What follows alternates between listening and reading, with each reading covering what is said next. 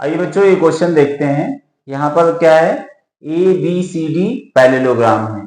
Parallelogram में M क्या है, मिड पॉइंट है सी डी का, और ये जो बी एम है, बी एम ए सी को एल पॉइंट पर क्या करती है, इंटरसेक्ट करती है। B M intersect A C at L, और and meet extended A D at E, और बी एम को जब ए डी को एक्सटेंड कर दिया जाता है तो बी एम कहां पर मिलती है, ई पर मिलती है। तो and meet extended A D at E, then prove that E L is equal to B L. E L is equal to हमें क्या प्रूव करना है, ई हमारा कहां पर है, ई एल, ये पूरा is equal to two B L. Two B L इसके देखिए दिख भी रही है, बड़ी है छोटी है, तो इसकी जस्ट डबल है, ये हमें प्रूव करना है।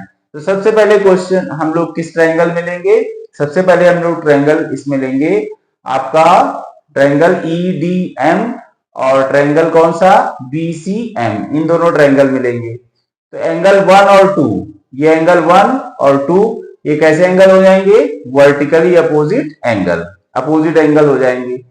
अब देखिए ये Z बन रहा है, तो Z कहां पर बनता है, आपका पैरेलल लाइन में जब अल्टरनेट इंटीरियर एंगल होते हैं। तो एंगल 3 और 4, यहां देखिए Z बन रहा है ना, तो एंगल 3 और एंगल 4 कैसे हुए, अल्टरनेट इंटीरियर एंगल्स। और ये तो हमारा गिवन ही है, MC is equal to MD, ये तो हमारा ऑलरेडी गिवन है। इसके अकॉर्डिंग अब देखिए 1 2 के इक्वल हो गया, 3 4 के इक्वल हो गया, और ये साइड इस साइड के इक्वल है। तो साइड एंगल और एंगल साइड एंगल, देखिए 2 एंगल इक्वल है दोनों ट्रायंगल के, और एक इंक्लूडेड साइड इक्वल है। तो एंगल साइड एंगल कॉन्ग्रुएंसी से दोनों ट्रायंगल कॉन्ग्रुएंट हो जाएंगे, BMC और EMD दोनों ट्रायंगल कॉन्ग्रुएंट हो जाएंगे। अब BMC आपका क्या है, BMC ये है, और दूसरा ट्रायंगल EMD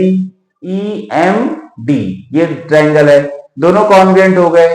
तो ये साइड इसके तो इक्वल थी, तो ये साइड BC किसके इक्वल हो गई, DE के इक्वल हो गई, किससे, CPCT से, corresponding part of congruent angle.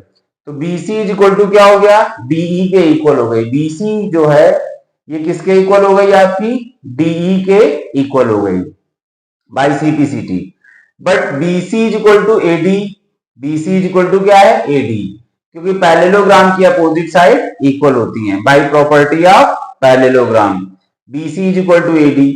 अब BC DE के इक्वल है और BC AD के इक्वल है, तो आपका DE AD के इक्वल हो जाएगा। DE किसके इक्वल हो जाएगा, AD के इक्वल हो जाएगा।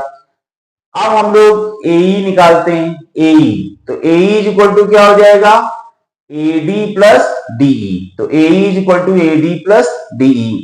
अब AD की जगह हम लोग क्या लिख सकते हैं, BC, और DE की जगह हम लोग क्या लिख सकते हैं, BC।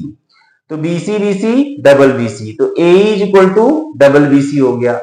अब देखिए हमने AE निकाला है, तो ट्रायंगल AE, कौन सा ट्रायंगल लेंगे हम लोग, AEL, और कौन सा ट्रायंगल लेंगे, यहां पर देखिए, यहां पर ELA और BLC इन दोनों ट्रायंगल में लेंगे, ये बड़े वाले ट्रायंगल में और इधर इन दोनों ट्रायंगल में। तो अब आप देखिए ये 7 एंगल और ये 8, ये वर्टिकली अपोजिट एंगल हो जाएंगे। तो 7 इज इक्वल टू 8, और दोनों कहां पर हैं, L पर, L वर्टेक्स पर हैं। फिर 4 इज इक्वल टू 5, 4 और 5 ये कैसे एंगल हैं, अल्टरनेट इंटीरियर एंगल। तो 4 इज इक्वल टू 5। अब 2 एंगल अगर इक्वल है किसी ट्रायंगल के, तो दोनों ट्रायंगल कैसे हो जाते हैं, सिमिलर हो जाते हैं। जब ट्रायंगल सिमिलर हो जाते हैं तो उनकी साइड का रेशियो इक्वल हो जाता है। तो EL अपॉन क्या हो जाएगा, BL, EL upon BL is equal to क्या हो जाएगा, EA अपॉन क्या हो जाएगा, EA अपॉन BC। इसका इससे रेशियो, इसका इससे रेशियो इक्वल हो जाएगा। तो EL अपॉन BL तो हम ऐसे ही रखेंगे, EA की जगह, EA को हम लोग क्या लिख सकते हैं, AE, EA बोले या AE बोले बात एक ही है। तो EA की जगह हमने 2BC, तो यहां पर EA की जगह क्या रख दिया, 2BC रख दिया। BC से BC कैंसिल हो गया और BL आपका ऊपर चला गया, तो EL is equal to 2BL, और यही हमको क्या करना था, प्रूव करना था।